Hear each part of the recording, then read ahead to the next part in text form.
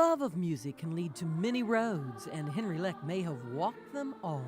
The Wisconsin native explored several facets of the musical world, from playing the baritone horn and giving thought to being a band director, to becoming a professional cellist, to teaching high school orchestras and choirs. But it was the sound of children's voices that inspired his life's work as founder and conductor of the Indianapolis Children's Choir. I thought, well, if I would start a choir of a couple hundred kids, that would be a thrilling thing to do. A choir that brings together children of all ages and demographics and racial and social and religious backgrounds, geographic backgrounds, bring them all into one ensemble that could make beautiful music together. Founded in 1986, the choir's first big stage was the Pan Am Games, which Indianapolis hosted in 1987. The choir grew quickly, and so did the opportunities, with more high-profile performances and international tours featuring young Hoosiers dedicated to their craft and Henry's vision. They truly can be artists, and they can bring audiences to their feet, and they can bring tears to one's eyes, and they can create great joy to the listener. There's a certain amount of innocence and sincerity that comes from a child that makes you kind of restore your faith and your hope for the world. Through it all, Henry has been able to connect with thousands of singers without letting his notoriety get in the way. I did not realize how world-renowned he was until after I graduated the program. And you hear about all these, choral directors that say he is par excellence, that he is the gold standard of choral directing. And I'm like, Mr. Leck? Because to us, he's just the same guy. Not just the same guy, but, just his humility. He's one of those people who possesses a true gift of not only the musical chops and kind of the technical aspect of being a conductor. He is wonderful with people.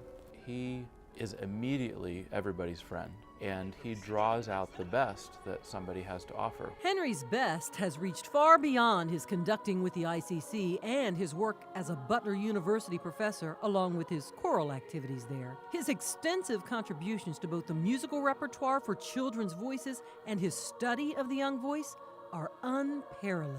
One of Henry's greatest contributions to the art form of children's choirs has been his teaching about how we understand young people's voices, and in particular, the voices of boys.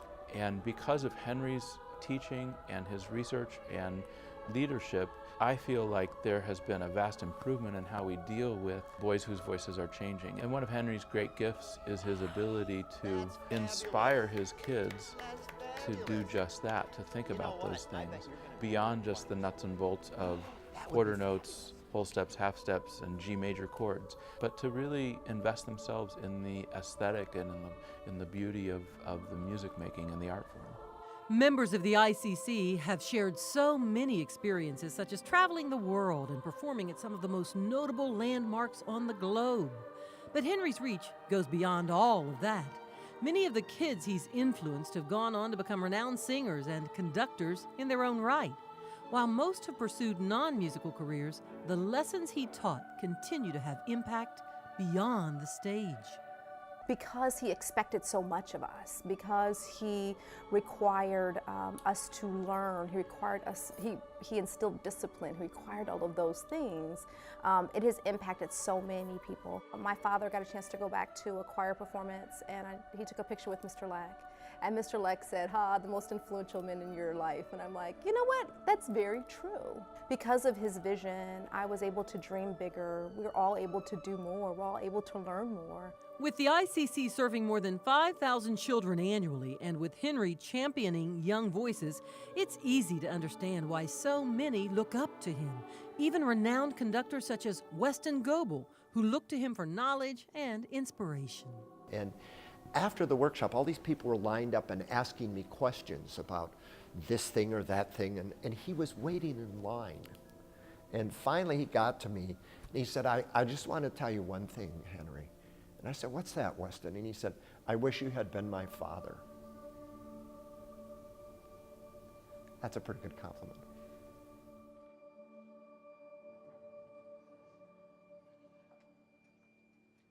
Please welcome to the stage, Henry Leck.